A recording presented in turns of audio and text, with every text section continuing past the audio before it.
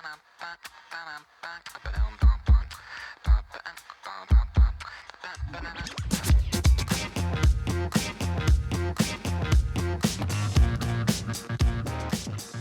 bonjour à tous et bienvenue dans Pas le temps de jouer épisode 2, le podcast explorateur du backlog et des jeux sous blister.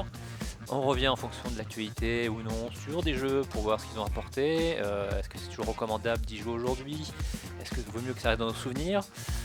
Eh bien, c'est ce qu'on va voir dans ce podcast. Bonjour Bruno, mon acolyte. Bonjour Thomas. Tu vas bien? Très bien.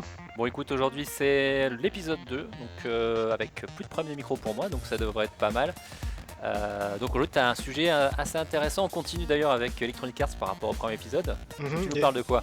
Alors, et après promis j'arrêterai, je prépare déjà la suite, mais je vais parler de Mirror Edge, qui est un jeu qui est sorti justement en même temps que Dead Space, mais qui n'a pas eu le même destin, et de la suite qu'on a attendu très longtemps, et qui a déçu beaucoup de gens à l'époque, et je voulais voir si c'était toujours justifié, ou si c'était de la hype retombée, enfin tu sais, comme souvent on est déçu par un jeu parce qu'il apportait pas tout ce qu'on voulait, mais il peut avoir des qualités. Donc j'ai testé ça. Toi tu y as pas joué, je crois. T'as joué au premier. Alors moi j'ai joué au premier, j'ai pas fait le 2, effectivement j'attendais un peu fébrilement, un peu comme tous les fans du premier, le deuxième, mais les tests m'ont bien refroidi. Je crois que tu vas nous confirmer ça d'ailleurs.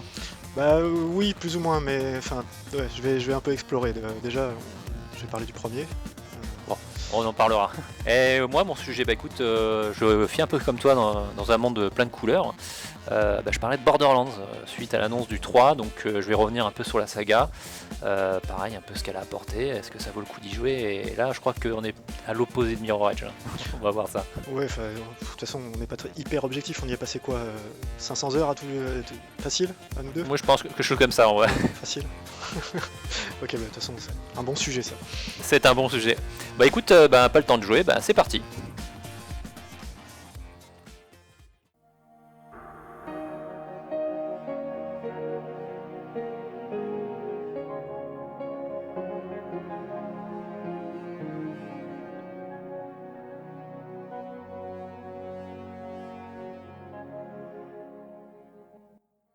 Et bien maintenant Bruno, tu vas nous parler de Mirror Edge sur HC Electronic Arts après Dead Space le mois dernier. Donc je pense que là tu as quand même pas mal de trucs à nous dire, puisque c'était deux jeux puis assez novateurs à l'époque, puisque ça fait partie un peu du renouveau en termes d'IP chez Electronic Arts. Alors, petit rejeu, Ouais. qu'est-ce que ça donne? Ça donne plein de choses. Alors Mirror Edge, le premier, c'est un jeu DICE, donc ceux qui ont officié sur toute la licence Battlefield par la suite. Donc c'était je sais pas exactement comment c'est né chez eux, mais c'était un projet vraiment, comme tu dis quoi. Electronic Arts voulait se renouveler, donc lancer des nouvelles IP, et ça en faisait partie. Et tout le concept du jeu, c'était un FPS avec ce qu'on appelle une body awareness, le fait de bien percevoir les mouvements de son personnage et son corps. Tu dis FPS, mais c'est pas plutôt un FPR? FPR, vas-y, explique. First Person Runner? Oui, si tu veux. Oui, c'est vrai qu'il n'y avait pas beaucoup de shoot. D'ailleurs, il y en avait un peu. Le peu qu'il y avait, il était en trop. Mais voilà. Et c'était donc un jeu alors avec un scénario dystopique, une société totalitaire, etc. Ça, on s'en fout un peu. C'était pas le plus intéressant du jeu. Mais qui avait justement une approche comme ça où on incarnait une d'ailleurs, livreur de messages justement dans cette société totalitaire où pour être discret, les gens se livrent comme ça, donnent des petits enregistrements à des livreurs qui sont chargés de faire le boulot discrètement. Et donc on courait sur les toits, et c'était un jeu qui avait un parti pris graphique qui était complètement phénoménal pour l'époque, avec tous les bâtiments en blanc. C'est-à-dire c'était du béton mais très blanc. Je me souviens d'un jeu très lumineux qui tranchait avec le reste de la production. Ah bah c'est ça, c'est-à-dire qu'à l'époque où on avait quand même faut se remettre dans le contexte, c'était une époque où on sortait c'était 2008. C'était la génération des jeux marrons. Bah c'est ça, c'est la génération Gear of War quoi. Gear of War est sorti en 2006, et donc c'était vraiment, on faisait les blagues sur la next-gen qui était marron et gris. C'était les deux couleurs de la next-gen. Et Mirror Edge arrive, et lui, soit c'est blanc, soit c'est avec une couleur primaire hyper saturée, du rouge, du jaune, du bleu, vraiment les murs comme ça qui pètent, qui renvoient quelque chose. Et puis un côté vraiment très lumineux, c'est-à-dire que le ciel était toujours bleu sans nuages, ou quasiment pas. Euh, Tu te baladais tout le temps au soleil, tu avais cette sensation vraiment d'être sur des toits en été, avec ce que ça peut donner comme chaleur, parce que le béton, ça a tendance, surtout le béton blanc, ça a tendance à te renvoyer bien la lumière dans la tronche. Tu vas me Et le bien, confirmer, mais si je me souviens bien, quand tu restais genre comme ça immobile sur les toits, t'entendais les bruits de la ville un peu. Effectivement, oui, ça faisait cette ambiance de je suis quelque part dans une grande métropole en ouais, plein été. et ouais, et ça marchait vraiment hyper bien. C'est-à-dire que d'un point de vue ambiance, t'avais le vent, enfin, il y avait vraiment cette sensation qui, qui marchait vraiment bien, avec une chaleur dans les couleurs, avec, voilà. Et puis ce côté incarnation du personnage, comme je disais, hyper développé pour l'époque, avec vraiment un ressenti de tous les mouvements que faisait ton personnage. Tu voyais ses jambes si tu regardais vers le bas, tu voyais les bras qui arrivaient. Le mouvement de balancier était bien foutu, même si je pense que ça a filé la gerbe à plein de gens, Ça, je veux bien le clairement. croire. Euh, et puis voilà, le fait d'enjamber enfin, je sais pas, les obstacles, on voyait les jambes passer par-dessus, c'est des choses qu'on a retrouvées dans tous les Battlefield qui ont suivi. Et dans plein de FPS d'ailleurs, qui ont réutilisé quasiment les mêmes animations pour les franchissements, le fait de s'accrocher aux parois, etc. C'était des choses qu'on n'avait pas trop à l'époque. Et je pense que ça plus l'esthétique, c'est ce qui a fait que il y a plein de gens qui ont vraiment accroché à ce jeu-là, quoi. Malgré tous les défauts, parce qu'il faut pas dire qu'il en avait un paquet. Le premier étant, il y a vraiment un côté die and retry. Enfin, vu que c'est un truc de runner et de parcours, t'es censé t'accrocher partout et enjamber les obstacles assez rapidement, puisque t'es censé courir et aller vite. Du coup, ça donne souvent des passages où tu enjambes quelque chose et tu tombes dans le vide, parce que tu voyais pas ce qu'il y avait de l'autre côté. C'est un problème fondamental du jeu. Enfin, c'est un problème. Moi, le ressenti que j'en ai, c'est que effectivement, tu mourais beaucoup, beaucoup, beaucoup à essayer de faire des passages, mais une fois que tu avais compris la mécanique et que tu l'enchaînais complètement, il y avait un petit côté extrêmement jouissif de se Oui, dire waouh, c'est super classe ce que je viens de faire. ah mais ça je suis complètement d'accord, mais et c'est bien pour ça que ça a accroché, c'est-à-dire t'avais ces petits moments de feeling qui étaient très bons, mais moi je les avais quand j'arrivais sur une mission et que je savais pas et que je faisais de l'impro pour essayer de passer des ennemis ou tu vois, et que tu y arrives du premier coup, c'était encore mieux quoi. Si t'avais pas été freiné, c'était fabuleux cette sensation de Mm. d'avoir franchi le niveau comme ça, entre guillemets, comme si t'étais le vrai personnage. Alors que quand t'as besoin de 3 ou 4 essais pour franchir un truc, des fois des trucs débiles, mais parce que juste les. Comme dans tout ce genre de jeu à l'époque et dans les parce que ça reprend en fait la mécanique de Prince of Persia, hein. Tu peux courir sur les murs, tu peux grimper, enfin le Prince of Persia Son of Time, je parle, hein, les Mm. épisodes 3D récents, c'est vraiment la même mécanique quand tu regardes dans les faits.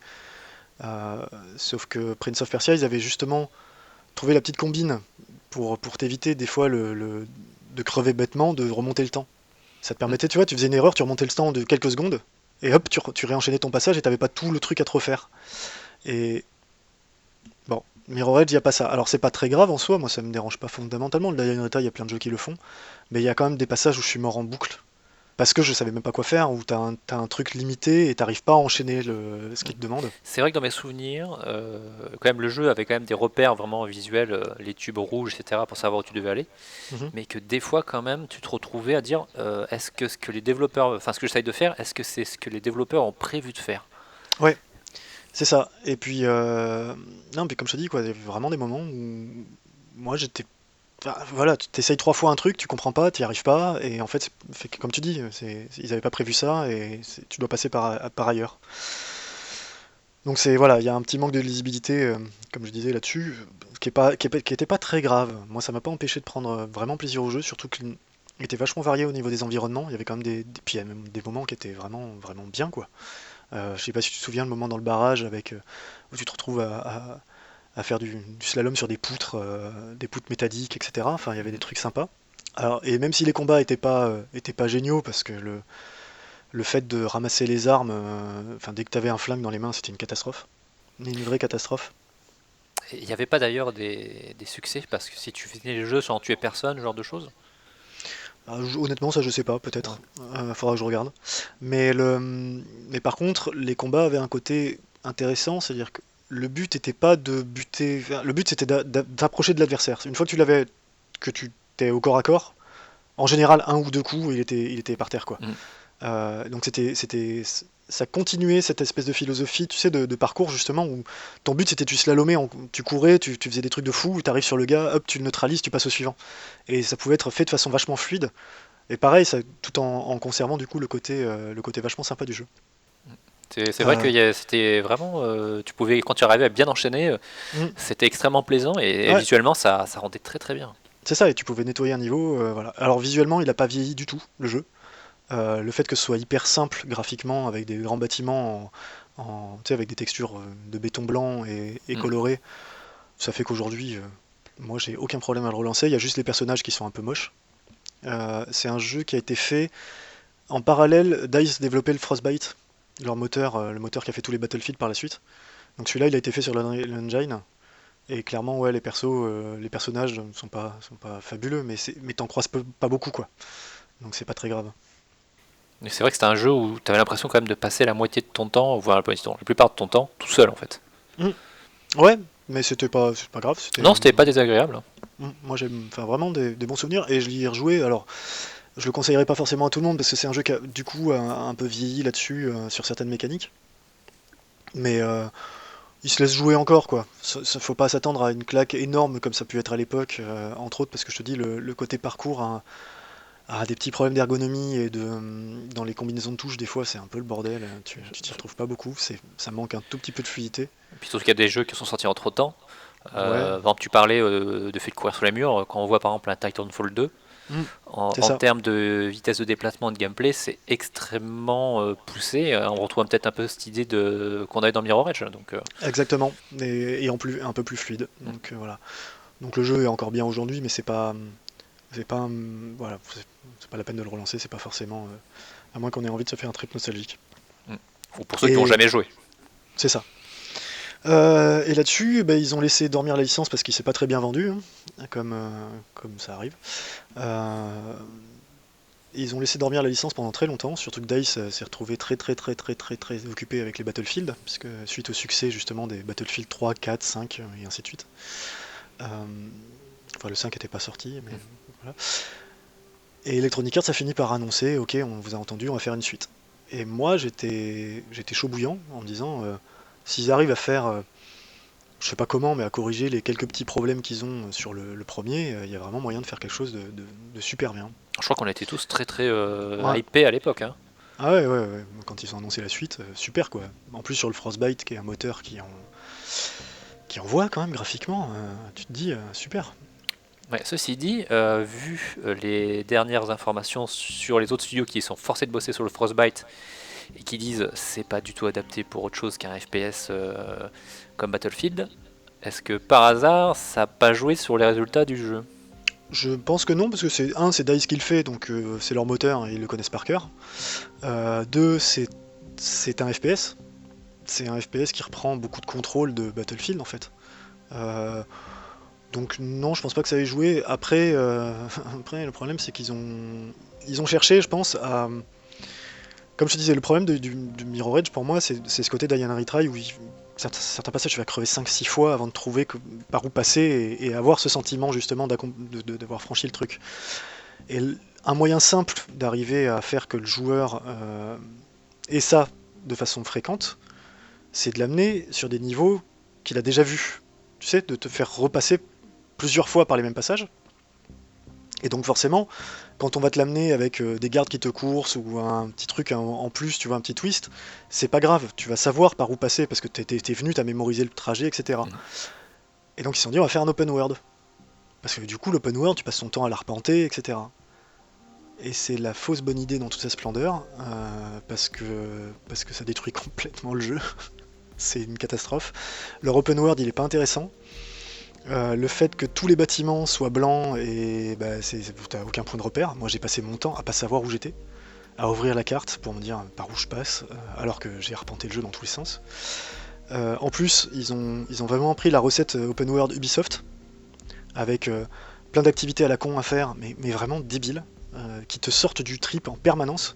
C'est-à-dire qu'il faut quand même imaginer que t'as des gars qui t'attendent sur un toit pendant des plombes pour te donner un truc à une mission annexe à 2 francs, donc d'aller livrer ça. Après tout, c'est ton boulot. Donc tu vas livrer le message. Mais ils te donnent le truc, et là ils te disent bon bah là maintenant c'est urgent, hein, t'as 30 secondes pour y aller.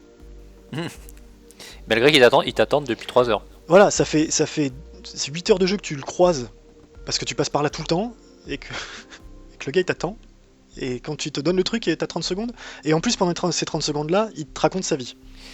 C'est le problème des open world. Il y a beaucoup de studios Oui, qui se bien cassent sûr. les dents dessus parce que ils créent des open world mais qui sont pas organiques où finalement tu perds toute la cohérence et toi en tant que joueur bah, tu te dis bah ça tient pas la route. C'est ça. Et là, donc là, ça tient pas la route, les dialogues sont débiles, c'est-à-dire que vraiment les missions annexes où les mecs te racontent leur vie. Attends, t'es dans une société totalitaire où tout le monde est sur écoute, et le mec il te raconte sa vie à un livreur, quoi. Surtout pour des trucs, des trucs hyper gnangnans et hyper cons, genre moi je suis bien, moi je sauve les petits enfants de la. Enfin, tu vois, bref, c'est stupide. Euh, donc là, ça c'est un premier problème pour moi, l'open world. En plus, il est rempli, tu sais, de petits collectibles à 2 francs, mais qui ont aucun sens et qu'ils ont même pas cherché. C'est du genre, ah bah tiens, il y a des boules de données qui flottent dans l'air. Des quoi? Et quand des boules de données, Ah d'accord. voilà, et que tu dois sauter, tu dois passer dessus pour les ramasser. Mais non, attendez, d'où vous avez vu ça, quoi. Euh, et en plus, pour te verrouiller un peu l'open world, ils t'ont donné des gadgets que t'avais pas dans le 1. Alors que c'est une préquelle, j'ai oublié de le préciser. Donc c'est censé se passer avant. Et tu te retrouves avec avoir des gadgets, genre un grappin magnétique, etc., que t'avais pas dans le premier. Et ça verrouille des zones de jeu, et du coup, tu peux pas tout avoir au départ. Bon, pourquoi pas. Première mauvaise idée. Ensuite, t'as un autre problème, c'est qu'ils ont. Tout le monde s'est plaint des combats avec les flingues, donc très bien, ils ont dit bah il y a plus de flingues dans le jeu. Donc ils t'ont mis des combats au corps à corps. Donc ils ont créé toute une mécanique, enfin entre guillemets, de combat au corps à corps, sauf qu'elle est nulle. En gros, t'as des coups forts, coups faibles, voilà, coups. Alors ils ont fait plein de trucs, etc. Sauf que, comme je te disais, ce qui était vachement bien dans le 1, dans les combats, c'est que tu pouvais les expédier. C'est-à-dire en continuant à courir.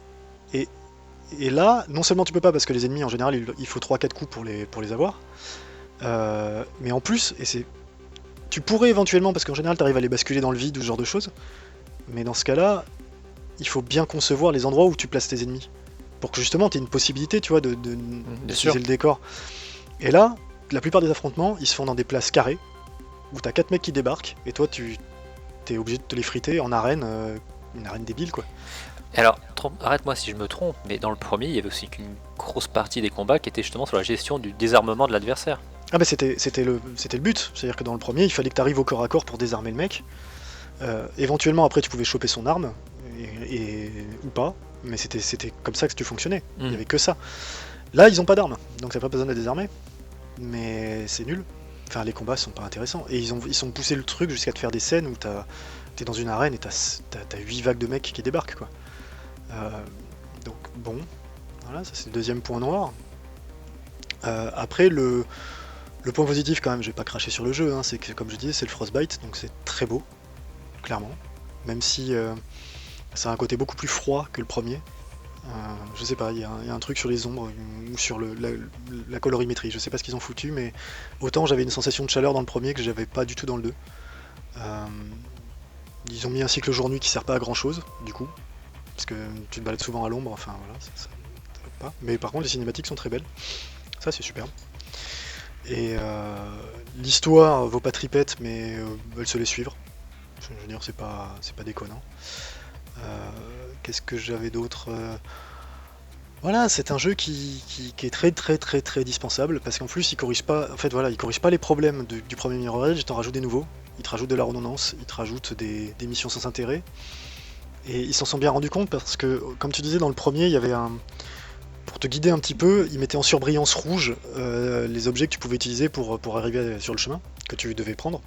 Enfin, à peu près, quoi. Et là, ils se sont rendus compte que dans un open world, c'était un peu compliqué d'avoir que ça, parce que des fois, tu le vois pas. Donc ils ont rajouté un truc, c'est une espèce de fantôme rouge, tu sais, vaporeux, Oui, bien sûr. qui fait le passage devant toi. Mais ce qui fait que t'es tout le temps guidé. Enfin, tu vois, tu ne fais que suivre un truc. Et c'est désactivable ça ou c'est... Alors, c'est désactivable, moi je l'ai fait, parce que ça m'a rendu complètement fou. Honnêtement, j'avais vraiment l'impression de suivre une traînée. Je parlais du fil d'Ariane, tu sais, dans le dernier épisode sur Dead Space, en disant que je trouvais que c'était un truc qui cassait le jeu. Mais là, c'est le fil d'Ariane puissance 200, quoi. C'est dès que tu lances une mission, t'as ça, et qui te dit par où passer exactement en permanence. Enfin, c'est hallucinant, c'est un truc qui aurait dû avoir que dans le tutoriel, pas au-delà.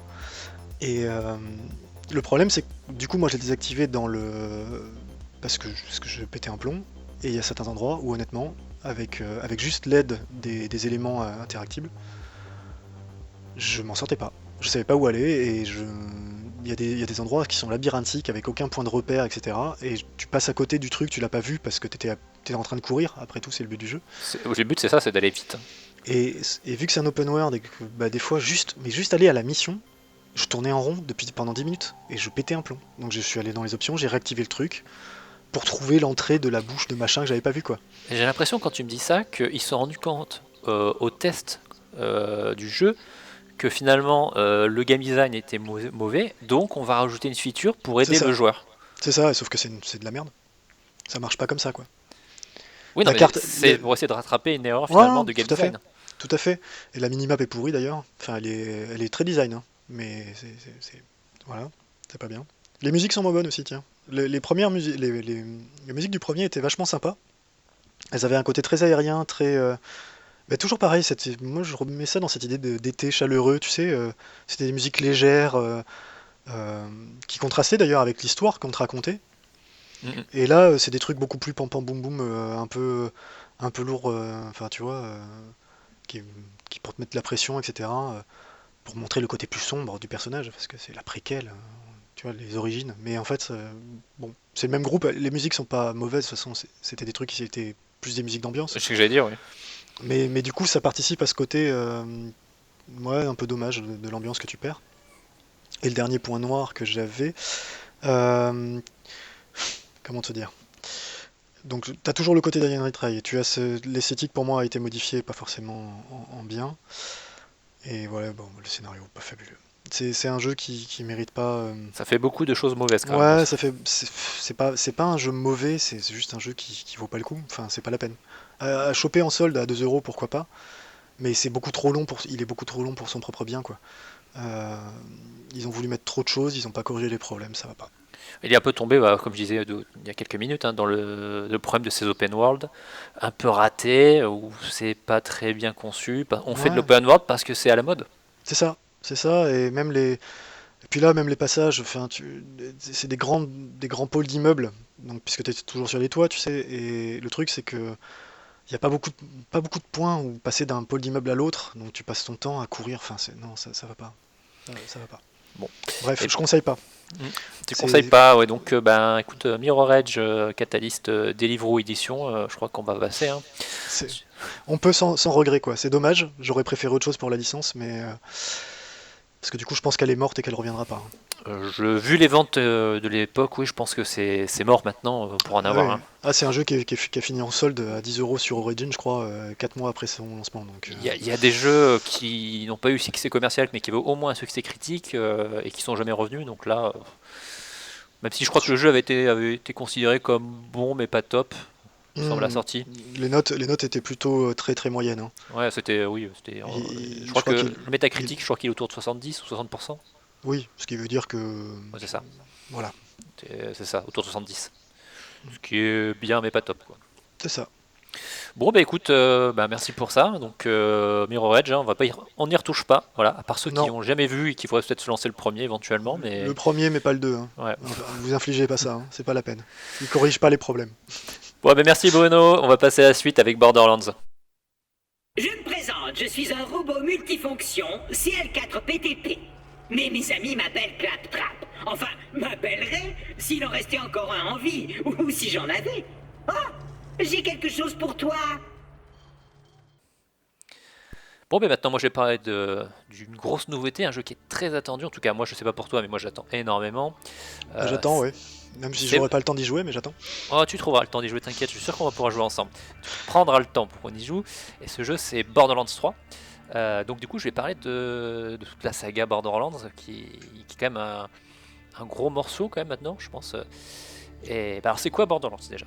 Alors, Borderlands déjà, c'est un jeu qui est développé par Gearbox.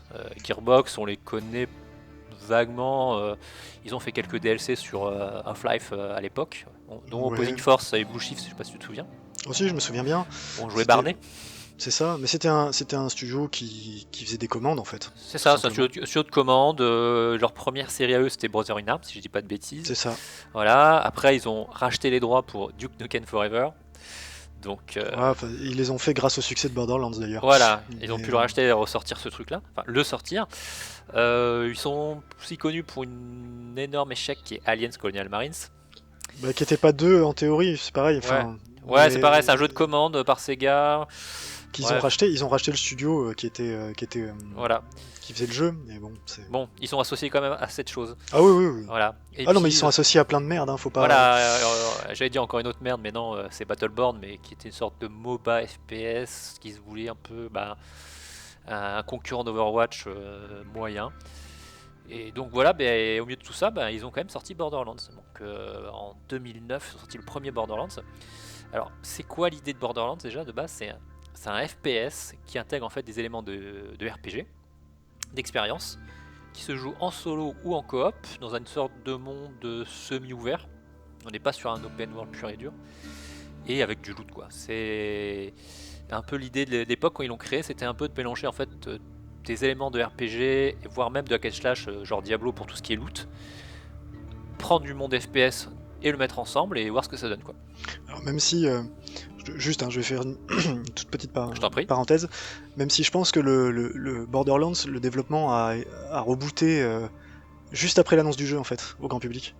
Parce que rappelle-toi, quand ils ont annoncé Borderlands, donc ils avaient fait une superbe cinématique où le jeu avait absolument rien à voir avec ce qu'on a eu au final. C'est vrai.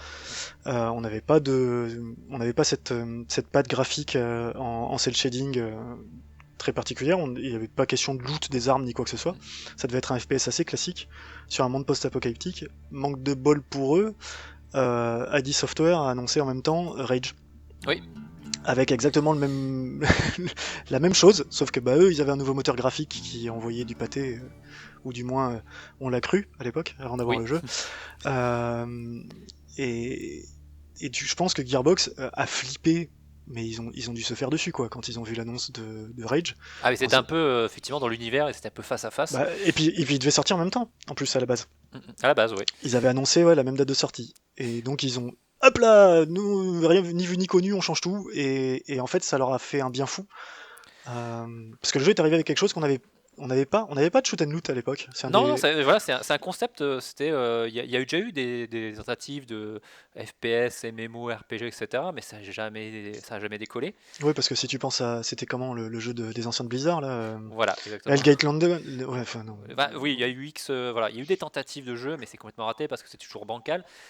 Et là, donc, ils ont sorti Borderlands avec déjà l'univers, déjà en lui-même. Donc, effectivement, tu disais qu'il est en cel shading, mais qui n'est pas du cel shading. Non, Edge Outlining. si tu veux.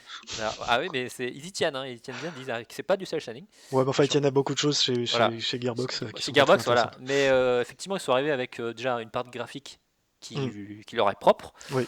Et qu'on finalement on voit pas dans tant de jeux que ça. Et qui est une super bonne idée pour un jeu comme ça, parce qu'en plus ça permettait de pas être trop gourmand. Parce que c'est ça, ça rendait il y a une belle patte graphique sans avoir trop de besoin de performance. En même temps, ça colle à l'ambiance puisque le jeu se veut être quand même très second degré, basé dans l'humour, complètement délirant. C'est aussi la patte de la franchise. Tout à fait. Voilà, donc puisque en gros, voilà, on joue donc au choix dans chaque jeu d'ailleurs une classe de personnages. C'est là qu'on retrouve les éléments de RPG. Donc on va voir par exemple dans le premier c'était donc la sirène qui est en gros un peu le mage avec des pouvoirs. Un pouvoir. Un pouvoir d'ailleurs. Un seul. C'était l'invisibilité d'ailleurs, si je dis pas de bêtises. Ouais. Il y avait Brick le berserker qui en gros jouait sur la mêlée. Mordecai qui était le chasseur sniper avec un oiseau en sorte de soutien. Et puis Roland qui était le soldat avec la tourelle. Ouais. Donc finalement on retrouve un peu vraiment ces éléments de gameplay RPG où on commence le jeu, on choisit sa classe de personnage. Et ensuite dans le jeu donc on a toute cette partie expérience qu'on gagne en faisant des quêtes et en éliminant des ennemis, qui permet ensuite de avoir des compétences dans 3 arbres de compétences, qui souvent sont classés genre offensif, défensif, soutien. Et c'était quand même une grosse réussite. Je sais pas si tu te souviens, moi je me souviens très bien que le jeu on l'a acheté, on a commencé à y jouer en début de soirée, quelque chose comme ça, vers 19h, 20h, et qu'on a dû arrêter vers 3h. Ouais, alors d'ailleurs, tu soulignes pour moi un point qui est le plus important. On y a joué en multi, En en multi, coop. voilà. C'est une série de jeux, voilà. En solo, ça marche bien. Il n'y a pas de problème. Oui, mais c'est pas. C'est Enfin, sympa, mais voilà. c'est pas extraordinaire. Reste un bon jeu. On peut le faire. C'est des jeux qu'on peut faire en solo. Mais là où il prend toute son essence, c'est le multi. Bien sûr, c'est en coop. Le coop jusqu'à 4, là, c'est vraiment exceptionnel puisque le jeu est développé pour faire ça. Alors oui, rappelle-toi que le premier sur PC toutes les Oh, oui, bidouilles qu'on a fait pour pouvoir y jouer en coop avec des amis, hein, parce que c'était une c'était. Je autre me demande époque. pas si on n'a pas fait du hamachi ou ce genre de Ah si, choses. si, on est passé par un VPN privé et on s'est fait un réseau virtuel. Enfin, c'était absolument dégueulasse. Ah, c'était 2009, ouais, c'était assez horrible quoi. Et du coup, bah, après, il y a eu donc le jeu qui a fait exploser la franchise, donc Borderlands 2 en septembre 2012, où on retrouve finalement toutes les bases du premier Borderlands, mais vraiment tout plus quoi. Donc on retrouve les mêmes systèmes de classe, donc on retrouve de la sirène, il y a un commando, le gunzerker qui se base sur les armes, un assassin, des DLC en veux-tu en voilà, des ennemis charismatiques avec le beau Jack. Bah, tu retrouves une histoire qui est beaucoup plus intéressante que le premier en fait, Oui, déjà. le premier c'était finalement qu'une C'était course, un- ce qu'on appelle à l'arche, donc voilà, ça se situe sur une planète extraterrestre, vraiment monde post-apocalyptique, Mad Max, toutes les inspirations que vous voulez. Et finalement, il faut rechercher un artefact alien qui s'appelle l'Arche, et en gros, c'est une course-poursuite pour savoir qui qui arrivera en premier. C'est ça. Voilà, Ça manquait d'antagoniste voilà, principal, d'enjeu, et puis et l'humour était même un peu moins, je vais pas dire raffiné parce que c'est pas fin du tout, Borderland, ni le un ni le 2. Mais voilà, ils avaient pas encore complètement développé leur ton. Le 2 on sent, pour ça est incroyable, voilà, quoi. on sent que le projet dans le premier, bon, voilà, c'est pas un gros triple. Je dirais pas que c'est un triple A, plutôt peut-être un 2A, mais voilà, on sent qu'il n'y avait pas forcément le budget ou ils sont pas allés vraiment au bout de l'idée. Et le 2, c'est ça, c'est Mm. vraiment le 1 avec au maximum de ce qu'ils pouvaient faire quoi. Il y a Ouais, énormément d'humour, les personnages sont charismatiques, l'ennemi, le beau Jack, Handsome Jack, et qui est juste un des meilleurs ennemis, je pense que tout jeu confondu, à moi, à mon goût. oh bah, oui. Voilà, c'est exceptionnel. Et puis après, ils ont sorti donc le pré-séquel qui est sorti en 2014, qui se veut être un 2.5 ou 2.1, ça dépend Ouais, ou voilà, comment on voit le jeu. 1.95 même. Non, je Voilà, plaisante, mais peut-être. Mais qui est un bon jeu aussi, toi tu n'as pas fini, moi j'ai fini il y a pas très longtemps, il y a quelques semaines, peut-être quelques mois, et qui est aussi qui était plutôt un bon jeu, plutôt réussi. bah, je sais, mais moi j'ai vraiment eu le syndrome du déjà joué, quoi. C'est ça, Quand t'as passé 300 heures, c'est comme nous, parce qu'on a fait le Borderland, on a fait le 2, on l'a retourné plusieurs fois avec plusieurs tous les classes de DLC. personnages, on a fait tous les DLC. euh, on te proposait la même chose, quoi. Ok, il y avait des petites variations, des petits trucs rigolos, mais C'est la même surtout, chose. ouais, et puis moi les problèmes que j'avais avec Borderland étaient pas, à la fin, ce que je reprochais beaucoup à Borderland, c'était le manque de réel, enfin comment dire, dans la progression tu parlais des classes et des compétences, etc. Euh, je sais pas, ça manquait de pouvoir actif, il y avait un truc, le fait que chaque personne n'ait qu'un seul pouvoir qui évolue pas tant que ça dans le jeu. Voilà, alors l'idée en Euh, fait, pour juste synthétiser ce que tu expliques, c'est que chaque personnage, chaque classe a un pouvoir primaire, et ensuite dans l'arbre de compétences, on va rajouter des fonctions. Par exemple, si je prends dans le 2, on prend le soldat, Axton. Donc en gros, bah, il a une tourelle, etc. Et en fait, on va pouvoir rajouter, dire que la tourelle donne de la vie si elle tue un ennemi, ou lancer des missiles, ce genre de choses. Donc hmm, ça restera toujours le même pouvoir, mais on va l'orienter soit effectivement sur des parties plus offensives ou de soins, ce genre de choses. ouais. Et effectivement, une fois qu'on a sur sa classe de personnage, bah, ça change pas grand-chose. Euh, Ouais, après tout ce que tu fais, c'est que tu développes des trucs passifs pour ton perso, mais ça reste, c'est sympa, mais c'est toujours la même chose. voilà. Et Voilà. c'est pour moi, c'est le plus gros truc que j'attends d'ailleurs sur le 3. C'est que réellement, ils nous fassent quelque chose d'un peu plus poussé en termes de personnages, et que la même classe puisse être jouée réellement différemment en fonction des armes que tu ramasses et qu'ils aillent jusqu'au bout du concept et qu'ils nous fassent un vrai Diablo FPS, quoi. Ouais. C'est vrai que pas mal d'avoir en fait finalement pour chaque arbre de compétences une compétence primaire qui se développe dans l'arbre Ouais, voilà. et qu'on puisse switcher d'un arbre de compétences à un autre et ça serait moi je pense que ce serait pas mal une bonne idée, ça permettrait de varier le gameplay et puis Mm, quand tu joues en coop de pouvoir avoir des builds différents en fonction des ennemis mm.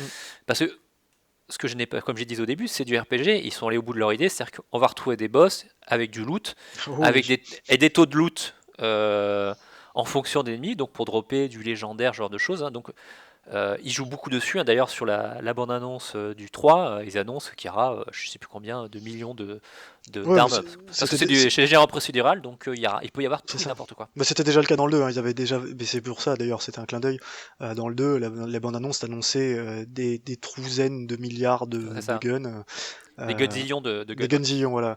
Et ça faisait partie du délire, et c'était très bien. D'ailleurs, dans le 2, il y avait une vraie amélioration par rapport au premier sur les armes et sur le fait que ils avaient séparé ça par fabricant d'armes avec des caractéristiques propres à chaque fabricant. Leur système était vraiment bien foutu. On va pas rentrer dans le détail, c'est pas le but, mais sauf si t'as envie. Pour juste expliquer vite fait, c'est que effectivement on va avoir des armes qui vont soit avoir des effets secondaires d'acide, de feu, du slag là, qui permettait en fait finalement de réduire la défense de l'ennemi, des armes qui une fois vidées, on lance l'arme comme une grenade et elle explose et puis on se fait retéléporter une arme. Enfin, il y a une inspiration dans les armes complètement délirante et finalement marche très très bien parce que c'est la course au loot pour savoir, surtout quand on joue au coop, qui c'est qui va récupérer l'arme dorée parce que on veut savoir quelle est l'arme la plus efficace. D'ailleurs, tu as vu qu'ils ont annoncé que dans le 3, le loot sera pas partagé, enfin, ne pourra pas être volé. Donc il y aura plus de course au loot. C'est dommage quand même. Moi, je trouve ça. Je trouvais que c'était quand même je comprends qu'ils le fassent parce que quand tu joues avec des gens que tu connais pas, c'est horrible. Oui, quand tu joues en pick-up, ça peut être assez frustrant de se faire voler une arme par quelqu'un d'autre. Mais par contre, quand tu joues avec des potes, moi, je trouve que ça fait partie du jeu, quoi, et du côté. Surtout que nous, c'était toujours Guillaume qui essayait de voler les armes. Voilà. Donc, effectivement, quand on joue à 3-4, il y a toujours un qui va essayer de ninja loot c'est ça. pendant le combat, et pendant qu'on est en train de se battre et essayer de survivre ou en train de ramper. D'ailleurs, c'est une des grandes forces du jeu, c'est que finalement, on meurt pas vraiment si ses collègues sont là pour venir te relever, etc. C'est très dynamique comme combat. Il faut dire aussi que le gameplay, j'en ai pas vraiment parlé, mais c'est quand même du FPS un peu rapide, c'est assez nerveux. C'était très nerveux, ouais. Puis il y avait un bon feeling sur les armes, c'est-à-dire que c'était très aérien comme gameplay, c'est-à-dire que tu sautes beaucoup et tu sautes haut de mémoire. Alors, on n'est pas dans un jeu totalement réaliste du tout. Voilà, c'est ça, on est bien d'accord. Enfin, tu sautes de très très haut, et il n'y avait pas de falling damage, je crois d'ailleurs. J'ai pas le souvenir. Je sais plus, effectivement, pourtant j'ai relancé, mais j'ai pas fait attention, j'avoue que. Ouais, il y avait de la conduite de véhicules avec une physique très particulière. Voilà, qui d'ailleurs avec plein de véhicules différents. On peut dire que la conduite est nulle, mais c'est pas grave, c'est rigolo. C'était rigolo parce que oui, on pouvait facilement faire n'importe quoi et c'était assez drôle de se taper la bourre avec des potes dans les décors. Donc d'ailleurs les décors, pour en parler vite fait, c'était un peu le point faible du premier parce que finalement c'était la génération marron, on en parlait tout à l'heure. C'est ça. En gros, c'est du désert tout le temps, donc c'est marron, c'est gris, c'était pas très fun. Le 2 a essayé de rajouter pas mal de diversité à ce niveau-là. Et il a plutôt très bien réussi d'ailleurs. Et voilà, c'est un peu comme tu disais pour Mirror Edge, c'est très coloré, il y a vraiment des niveaux très très sympas. Je dirais même vulgaire, mais c'est volontaire et assumé. Voilà, c'est coloré mais vulgaire, effectivement, ça bave de partout. Mais ça colle à l'ambiance du jeu. Donc à ce niveau-là, graphiquement c'est beau. Oui, c'était un jeu qui tenait bien la route et qui avait puis il y avait des centaines de trucs. Enfin, tu te souviens de tous les bonus que tu as accumulés, quelle que soit ta classe, parce que tu as fait 2 milliards de headshots, enfin ce genre de choses. Et c'est un jeu qui est très généreux au niveau du contenu. C'est-à-dire que même déjà dans le jeu de base, quand il est sorti, déjà en termes de durée de vie, c'est un jeu qui mettait peut-être 20, 30, 40 heures de jeu en fonction si on faisait les quêtes secondaires. Facile, ouais.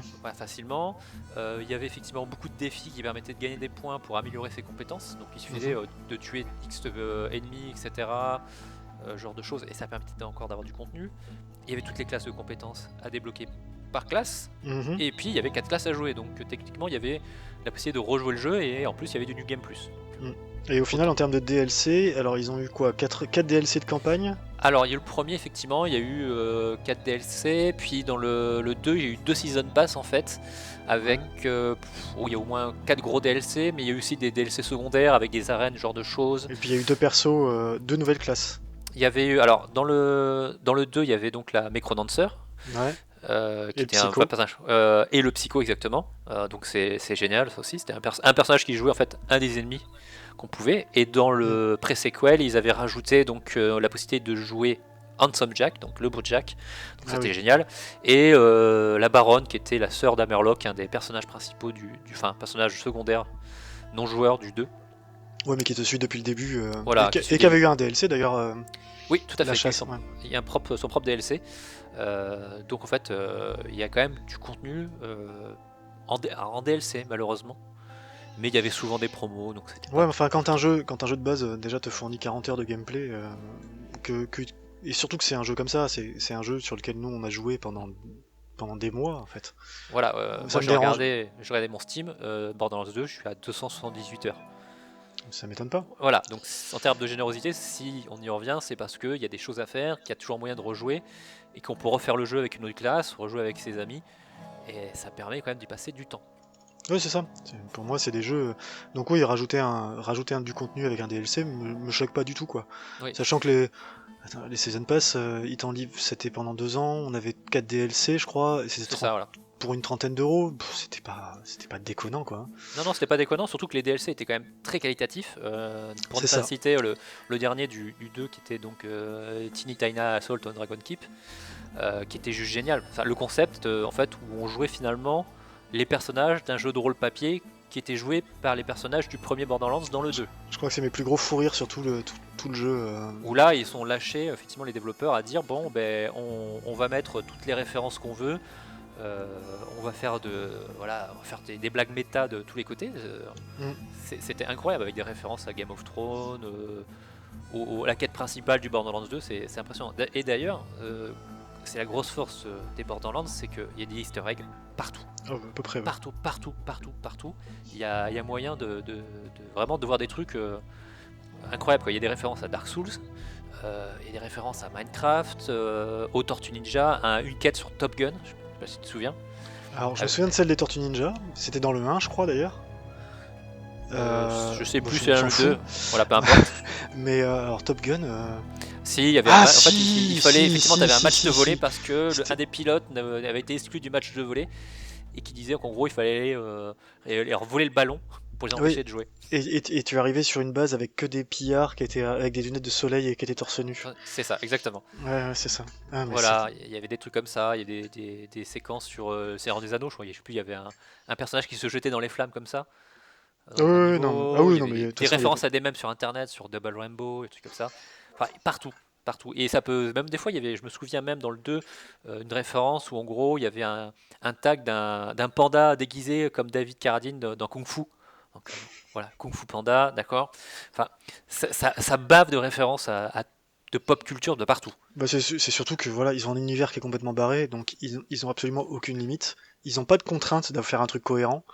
Ils s'en foutent et ça se voit Et ça marche. et ça marche, ça marche. C'était un jeu, ouais, ça marche super bien, moi, Borderlands. Enfin, ouais, j'ai regardé là, à l'instant. Moi, Steam m'annonce 194 heures sur Voilà. le 2. Alors Et- d'ailleurs, puisqu'en ce moment là c'est Game of Thrones qui est un peu qui passe à la télé, enfin qui est en train d'utiliser la diffusion finale. Dans Borderlands 2, il y a des références à Game of Thrones où vous pouvez gifler Geoffrey non-stop. Voilà, donc pour ceux qui veulent, peut faire plaisir, vous pouvez faire ça dans le dernier DLC de Borderlands 2. Donc il y a plein de trucs comme ça, c'est génial. Bah, tu vois, d'ailleurs, du coup, j'ai regardé. Il m'annonce que sur le Borderland, j'ai joué 83 heures, ce qui est déjà pas mal. Et Borderland 2, presque 200. Donc ça veut bien dire que il y avait Et il y avait un gap il y avait un à gap tout niveau. énorme. Ouais. Parce que les DLC étaient sympas. Hein. Du premier, premier moi, je me souviens, l'île du du docteur docteur Ned. Ned, voilà. C'était génial. D'ailleurs, les personnages secondaires, j'en ai très peu parlé, mais Claptrap, le robot, qui est juste devenu la mascotte de chez Gearbox et de la franchise, qui est juste extrêmement incroyable. Le Dr Z et son frère maudit Ned, Hammerlock, enfin. Ouais, il y a une galerie de personnages tous plus débiles les uns que les autres et voilà, c'est un jeu, comme on dit, c'est un jeu généreux quoi. C'est un jeu généreux et en plus, par rapport aux personnages, il y a quelque chose qui est rare à souligner, c'est le doublage français. Oui. Qui est extrêmement réussi. On voit bien qu'ils ont pris du soin. Les doubleurs sont des doubleurs connus, plus souvent. Donc, par exemple, Lobo Jack qui est doublé par l'acteur qui fait Cartman dans South Park. Et ça marche très très bien. Et voilà, il y a une galerie de personnages plus excellents les uns que les autres. C'est super. Et en plus, on voit bien que c'est un jeu quand même qui a marqué son époque, puisque quand même il y a beaucoup de jeux qui sont inspirés, hein, parce que Faut dire ce qui est. Tout à l'heure, tu parlais de Rage.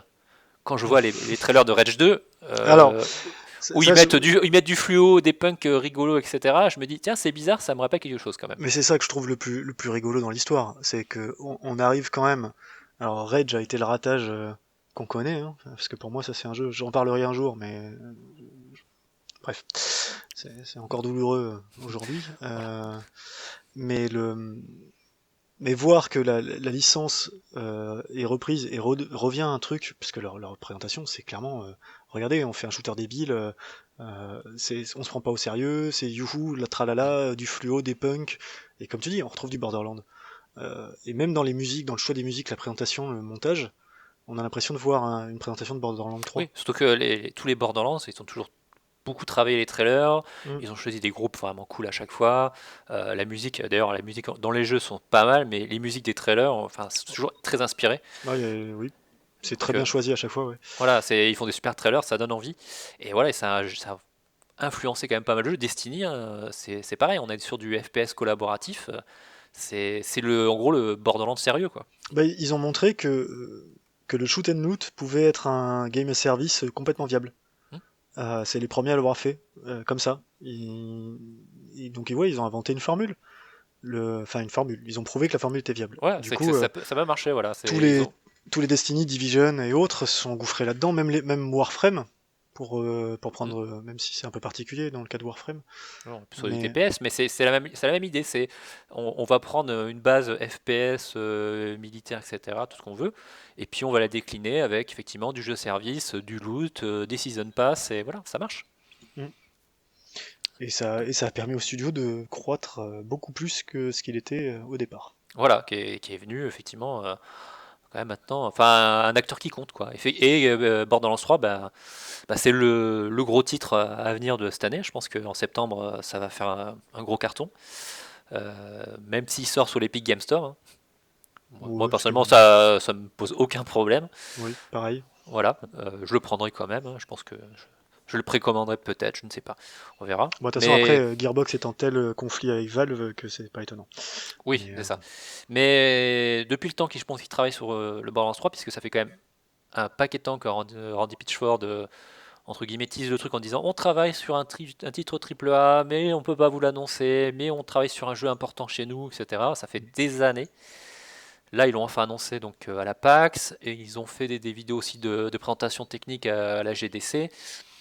Donc le jeu est plutôt plus qu'avancé. Il y a eu quand même pas mal aussi de tweets de développeurs qui annoncent quand même du contenu assez lourd. J'ai vu récemment des ingé sons qui expliquaient qu'ils avaient développé plusieurs milliers de morceaux sonores pour les armes, alors qu'on était à quelques centaines pour le 2. Je pense qu'on peut s'attendre à du contenu assez ouais, massif, quoi. alors oui, ça je n'en doute pas. Après, moi, je reste un peu, j'ai peur. Ah, oui, mais moi aussi j'ai peur sur tout ce qui est. Est-ce qu'on va avoir du loot box? Est-ce qu'on va avoir Ben, des conditions de ouais. DLC un peu abusives? Alors, il y a de ça, et puis est-ce que, comme je dis, moi, c'est le pré-séquel en fait. Est-ce C'est que ce le sera fait, pas un 2.5 cette fois? Comme tu disais tout voilà, à l'heure, il y avait le 2.1. Est-ce que ce sera pas un 2.5? Ouais. c'est que le pré-séquel, moi, j'ai regardé pour le coup, j'y ai joué 4 heures, hein. Donc vraiment, moi, il m'est tombé littéralement des mains. C'est-à-dire que Alors c'est dommage parce que c'est pas un mauvais jeu, hein. Moi, Ah, franchement, c'est. mais je dis pas le contraire, mais c'est encore une fois, si j'avais pas joué aux deux comme j'y avais joué, je pense que j'aurais adoré le pré-sequel. Oui. Mais là, c'est juste que, ouais, c'est donc j'ai vraiment du mal à remanger le même plat, tu vois. Ben, c'est Trois vrai fois. que là, quand on voit le trailer, moi ça me donne envie. Mais par contre, j'ai quand même l'impression de voir le 2. Bah c'est ça, c'est Voilà. exactement ça. Et donc comme je te dis, pour moi, si les classes, ils ont pas complexifié le système de classe, ça c'est une option, hein. Alors s'ils le font pas, pourquoi pas, mais dans ce cas-là, qu'ils proposent autre chose. Ouais, j'ai peur. Oui, Voilà. je dirais pas que j'ai peur, mais je redoute effectivement d'avoir l'impression de jouer au même jeu. Et Euh, parce que souvent en plus le succès qu'a eu le 2 a tendance à bloquer les studios en se disant on va juste raffiner la formule et pas la repenser. Or c'est Borderlands, ça commence à dater, hein. Il est sorti en 2014. Enfin, le premier est sorti s'appelle en 2009, le ouais, 2 en 2012. ouais, Et c'est déjà le pré-sequel en 2014, mais qui est pas vraiment. Enfin, ça a été développé en plus par 2K Australia, oui, a fermé juste derrière la sortie c'est du jeu ça. en plus. Donc en C'est gros, bah effectivement, ça fait 7 ans quoi. ouais, c'est que voilà, j'ai un peu peur. Enfin bon, voilà, moi je dis c'est Je suis à la fois en train de me dire que pourquoi pas, en plus, eux ont les moyens de faire quelque chose, justement de bouger un peu la licence et de la faire évoluer. Le pré-sequel me fait peur.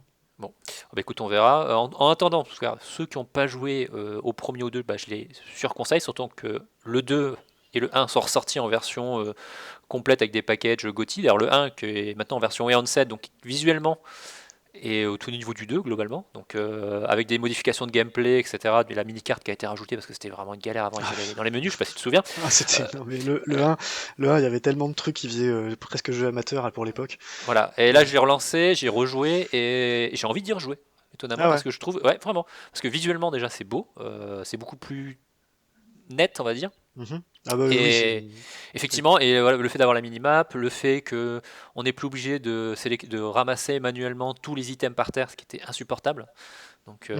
je sais pas si tu te souviens. Oh Donc si, si, très bien. Ouais. voilà. Donc, alors tous ceux qui en plus possédaient le premier ont droit à la version 1.7 gratuitement. Donc ça, c'est plutôt sympa de la part de chez Gearbox parce que moi j'aurais bien vu quand même le dire, bah on vous le revend encore 15 ou 30 euros. C'était bien le genre, hein, puisque... Oui, c'était bien le genre, donc là j'étais étonné effectivement de l'avoir gratuitement. Et Borderlands 2, bah, on peut le trouver facilement. Là, il y a un package maintenant, Et surtout qu'ils ont... 4K, tous Ouais, les c'est ça. DLC, il y a tout dedans. Mais Borderlands 2, ils ont annoncé que la version Unannounced allait sortir aussi, non? Ou Oui, c'est j'ai ça, tout à rêvé? fait. Oui, oui, non, tout à fait, tout à fait. Il y a une nouvelle version qui est sortie avec tout le contenu. Donc, bah, ceux qui l'ont pas, enfin, foncez parce que c'est un jeu incroyable. Il y a du contenu pour des centaines d'heures. Trouvez trois potes et c'est parti, quoi. Mm. Donc, Ah oui, oui. Borderlands, allez-y. Contrairement à Par contre, Mirror Edge, allez-y. par contre, faites-le avec des amis. Voilà. Tout est beaucoup mieux avec des amis, et surtout celui-là. Voilà, par exemple, si je prends effectivement le package GOTY, bah voilà, on est sur Steam, on est à 45 euros avec tout. Avec tout dedans. Donc, il y a aussi Sachant la que distribution. c'est régulièrement en promo, et Voilà. moi je sais que... Enfin, j'ai Attendez réussi... les soldes de Steam de cet été, c'est bon. Non, mais c'est ça, c'est que c'est des trucs qu'on peut trouver facilement en dessous des 20 euros la version GOTY. Sachant Et que ceux qui ont déjà le 2 ont droit au package gratos pour les textures 4K. voilà. Donc voilà. Donc c'est... Donc ça, c'est sympa aussi, c'est toujours ça de prix. Donc bref, pour résumer, Borderlands foncé. Ma journée à moi? Pas mal. Je me suis acheté un poney en diamant parce que j'ai de la maille. Enfin, tu vois, c'est cool. Ok, bye. Et maintenant, on va passer à notre rubrique un peu le vrac. Donc à quoi tu joues, quels sont tes recos, tes coups de cœur, tes coups de gueule. Alors dis-moi Bruno, qu'est-ce qui t'a fait un peu bouger cette semaine? Ben alors, en fait, je prends de l'avance pour le prochain podcast, donc j'ai rebranché ma Xbox pour faire une série un peu emblématique. 360 360, ou ouais. la... Ouais, non, la 360 quand même. Voilà. L'autre, je sais même pas où il est d'ailleurs. Mais et du coup, je suis tombé sur un jeu qui était installé dessus, que j'avais dû acheter à l'époque en solde. J'avais même oublié l'existence de ce truc. C'est I Am Alive. Alors, on va la faire courte, hein. C'est pas très bon.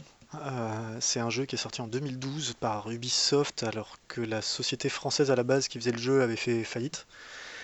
Euh, Ça ouais, promet. déjà, ouais, ça promet. Mais c'était un jeu qui, à l'époque, moi, m'avait bien plu dans son approche. Il parlait d'un jeu de survie dans un monde post-apo, mais à l'époque, c'était pas si répandu que ça. On n'avait pas bouffé des caisses et des caisses. Et puis, ils avaient promis un truc pas un shooter, un truc où il fallait gérer ses balles, tu vois, presque un vrai survival, quoi, où il fallait gérer sa bouffe, etc. Donc j'étais resté un peu sur cette idée-là, que ça pouvait être un jeu intéressant, et quand Ubisoft l'avait refilé à son studio Shanghai, Ubisoft Shanghai, ils n'avaient pas beaucoup de bons jeux à leur actif. Et puis surtout, c'était pas un studio qui faisait surtout du Voilà, support. c'est ça. Et, et le jeu est sorti, il n'a pas eu de très bonne presse, moi je l'ai acheté en solde, voilà, à l'époque. Et puis je l'avais lancé, et j'avais dû jouer une demi-heure et oublier le jeu. Et donc là j'ai relancé, et c'est un jeu qui est, ma foi, qui a pas mal de bonnes idées au final, c'est dommage, hein, c'est le genre de truc qui passe à la trappe, mais qui passe à la trappe déjà parce que visuellement c'est pas possible. c'est, c'est- C'est moche. Ah, c'est pire que moche, enfin, c'est horrible, c'est de l'Unreal Engine. On parlait tu vois, de la fameuse génération next-gen marron. Marron. Là il n'y a même pas le marron, c'est un jeu qui est gris. Alors, ça pourrait passer pour un choix Ouais, esthétique peut-être. esthétique, puisque l'apocalypse, c'est une espèce de poussière qui s'est répandue partout, ça pourrait être bien, mais là, mais on voit que c'est un cache-misère, en fait. On voit vraiment que c'est pas... Non, c'est vraiment moche. C'est vraiment, vraiment moche. Les personnages sont hideux, c'est de l'Unreal Engine, mais bricolé. En fait, il y a un brouillard de guerre à 20 mètres. Attends, t'es sur Xbox 360, t'es en 2012. En 2012, je crois que c'est 2 ans après la sortie de Gear of War 3. Donc c'est pas excusable hein, à un moment d'avoir des... Ouais, c'est pas possible. Bref, le jeu a ce côté-là qui est vraiment... qui fait que t'as quand même du mal à te projeter dedans. Et puis il est rigide. C'est-à-dire t'as l'impression de jouer à Uncharted, tu sais, avec un arthritique. Euh, Ça joue quoi? C'est un alors TPS, ouais, troisième c'est un personne? TPS, mais vraiment, en fait, c'est The Last of Us avant l'heure.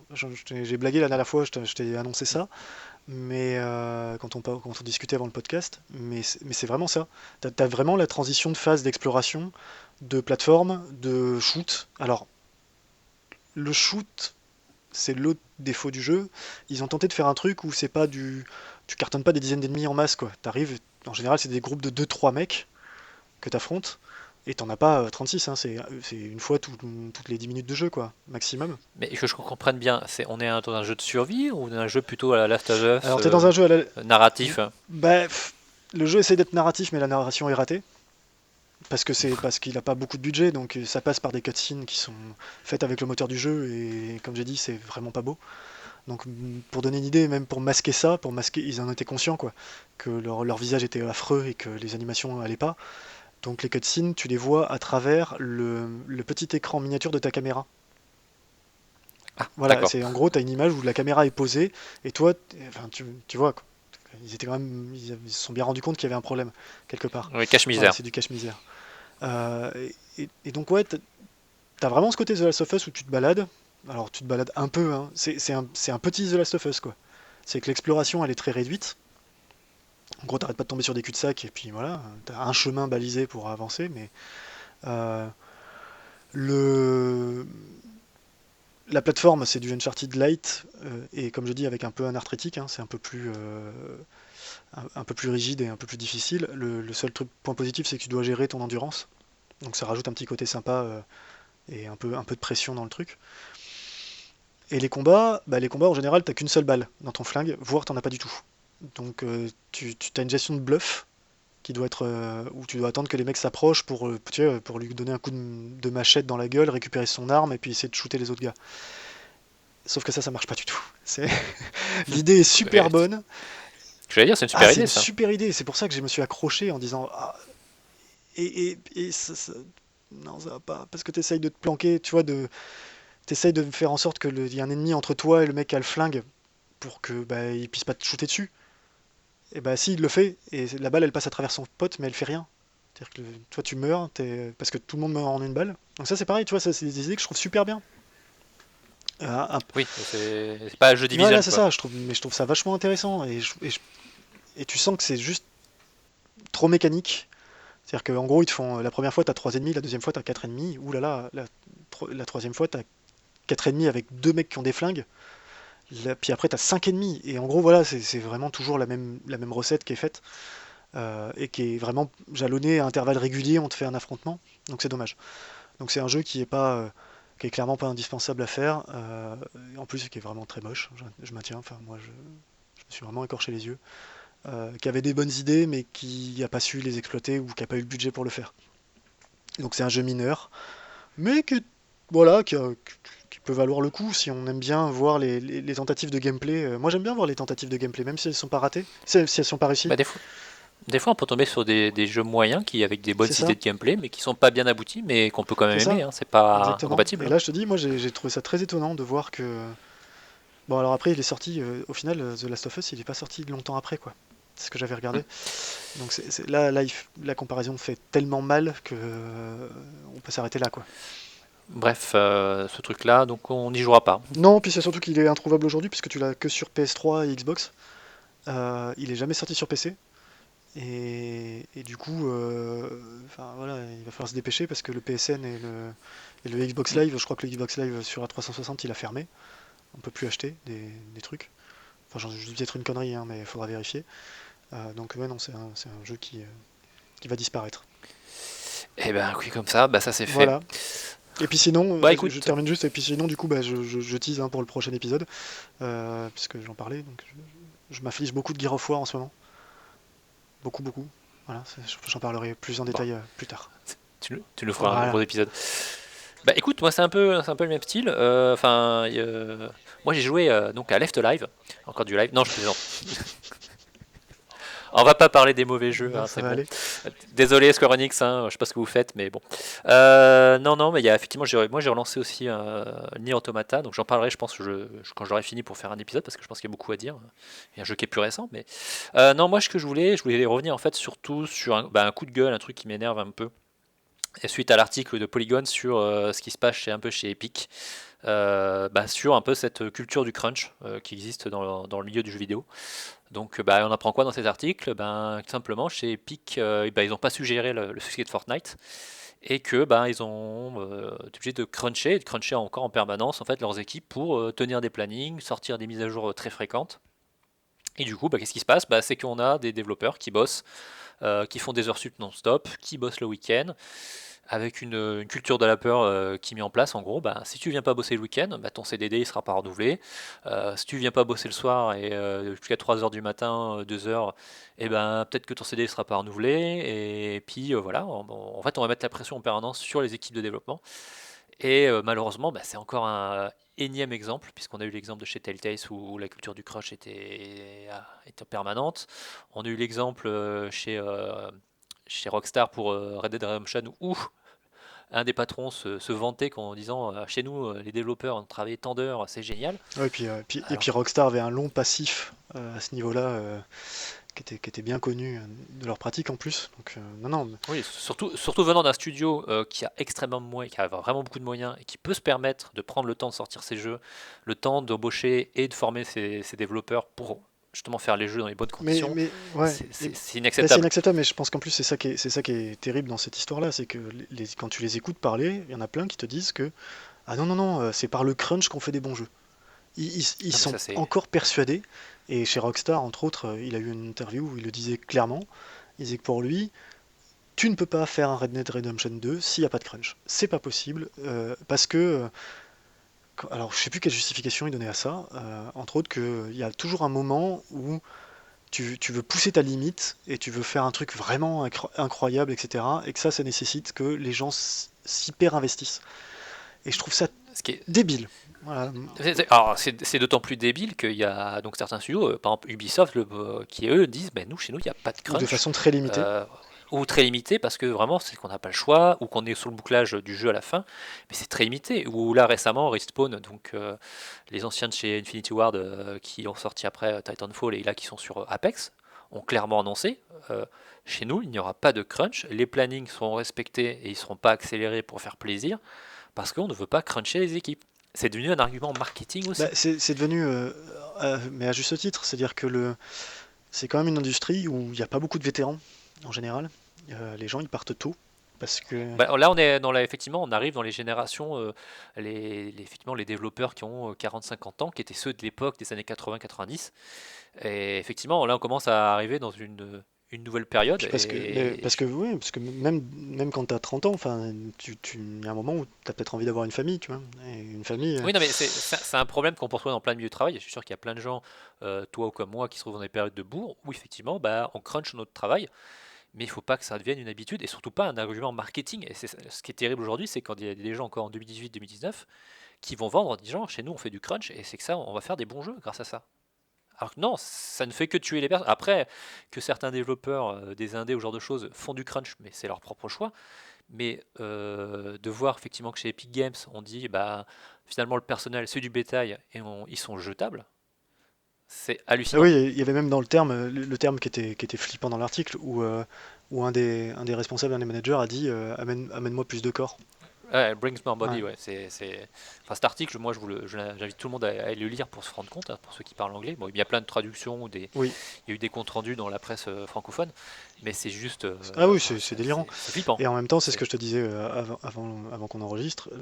Kotaku a répondu avec un autre, un autre article sur la même chose, sur le même sujet, mais cette fois chez NetherRealms, c'est-à-dire les créateurs de Mortal Kombat, qui est absolument édifiant aussi à lire. Alors eux, ça fait 12 ans qu'ils tournent en crunch quasi, Permanent. pas permanent, mais vraiment Régulier. quoi. C'est tous les ans ou tous les 2 ans, à chaque fois qu'il y a un jeu qui va sortir. Hop, ils font 3 mois de crunch. Et c'est surtout sur la tronche comme d'hab des contracteurs, hein, c'est-à-dire ceux qui sont en CDD pour le boulot, et en profitant du fait qu'ils sont géographiquement à Chicago et qu'il n'y a aucun autre studio triple A là-bas. Et enfin bon, l'article est différent, on va pas le relire, c'est sur Kotaku. Et pareil, il faut parler anglais. Je pense pas qu'il y ait encore eu de traduction. Je crois que celui dont tu parles, il a été traduit, entre autres, on le retrouve chez Gamecult. Oui, effectivement, ils en ont parlé. Mais effectivement, c'est assez différent et c'est un peu malheureux de se dire qu'une industrie finalement qui est quand même plus nouvelle, qui est quand même l'industrie culturelle qui est une des plus importantes dans le monde, de voir qu'il y a des pratiques comme ça et que certains dirigeants s'en vantent. Bah, c'est surtout qu'il n'y a pas de. Enfin, on va dire un truc tout bête, hein. Il n'y a pas de syndicat où ça commence. Mais ça commence que maintenant. Voilà. C'est un peu malheureux, mais bon, les choses changent. On va voir comment ça évolue dans les prochaines années. Ça peut toujours être intéressant. Moi, je suis très curieux de voir justement ce qui va se passer et surtout faire le parallèle avec le cinéma aux États-Unis qui est extrêmement syndiqué et qui du coup fait des conditions de travail hyper rigides là-dessus, très cadrées. Et c'est pas une mauvaise chose, hein. Ça peut être une très bonne chose. En l'occurrence, il faut voir ce que ça donne. Moi, je suis intéressé de voir ce que ça va donner sur les années prochaines. Voilà, c'était mon coup de gueule. Ça m'agace de voir ce genre de choses parce que en tant que joueur, moi, j'ai pas envie de jouer à un jeu où je sais que des développeurs sont partis en burn-out ou en dépression. Voilà. Et en fait, c'est d'ailleurs, je pense, un truc qu'on peut tous faire, c'est rechercher sur les grands jeux qui nous ont marqués, voir dans quelles conditions ils ont été faits. Des fois, on a des belles surprises, hein. Moi, il y a un jeu dont je parlerai probablement dans un podcast futur, qui est Metroid Prime. Quand j'ai appris dans quelles conditions il avait été réalisé, j'ai eu mal pour les gars, quoi. Tu vois, et des exemples comme ça, on en a tous dans notre ludothèque. Surtout qu'il y a des exemples inverses, hein, parce que je pourrais citer. Moi, je pourrais traverser la rivière qui me sépare de ces gens de chez Motion Swing, qui eux travaillent dans des conditions visiblement très collaborative. Non, mais Motion Twins, oui, voilà. C'est même l'exemple. C'est un très très bel exemple de développement réussi pour Dead Cells et de mode de management. Oui, alors qui est valable que pour une petite équipe, hein. Ils le disent eux-mêmes. Oui, bien sûr, ça marche pour eux, mais je veux dire, ça n'empêche pas que leur jeu est un grand jeu. Leur jeu est un très très grand jeu, ça j'ai aucun souci avec ça. J'ai passé personnellement beaucoup trop d'heures. Pour mon propre bien. Donc oui, non, ça je suis bien d'accord. Mais oui, ça marche pour une petite équipe. Leur méthode à elle est très particulière. Hein. Oui. Bon. Pour ceux qui s'intéressent, vous faites des recherches, vous verrez, c'est assez intéressant. Voilà, écoute, c'est là qui clôt un peu notre épisode 2. Hein. J'espère qu'il a été un peu mieux structuré, un peu bien. Écoute, on se retrouve le mois prochain. Oui. Comme, visiblement, on sait de quoi tu vas parler. Hein. Oui, j'aurais fini d'ici là, parce que j'ai presque fini les 4 premiers. Alors, non, mais ouais. On va y arriver. Moi je parlerai, je sais pas, on verra. Peut-être Sekiro, Dark Souls, j'aimerais bien revenir là-dessus, ou peut-être Nier Automata, je sais pas encore, on verra. Bon, écoutez, merci à tous, merci à toi Bruno. Merci à toi Thomas. Allez, ciao, à la prochaine.